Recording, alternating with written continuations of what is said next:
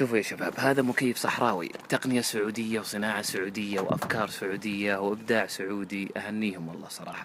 واحدة يا شباب، شوفوا الباب هذا الرئيسي، تشوفون القش من داخل، وهذا كرتون، يعني الباب صار عبارة عن قش وكرتون.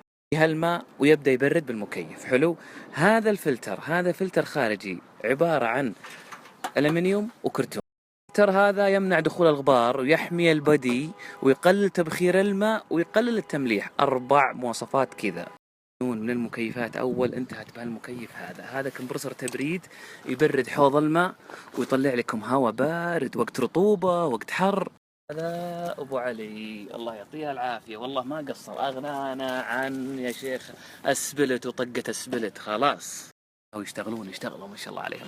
أنا عندي بيت دور كامل، حصان واحد زي هذا ما احتجت إني أشغل أسبلت عقبه، خلاص هذا وبس وكفى.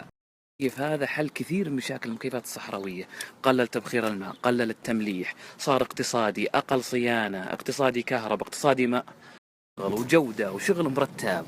والصيف جاي، ادعموه والله يستاهل يا جماعة الخير. شوفوا محله بالرياض عند معارض النسيم، أفكاره سهلة، ما يحتاج صيانة زيادة ولا يحتاج فلسفة زيادة. أفكاره بسيطة ورجال مبدع، ما يبيك تكلف في الخسائر والصيانة، على أنه يبرد بأصعب الحالات، رطوبة، حار، كتمة، يبرد، يراهن ودديره.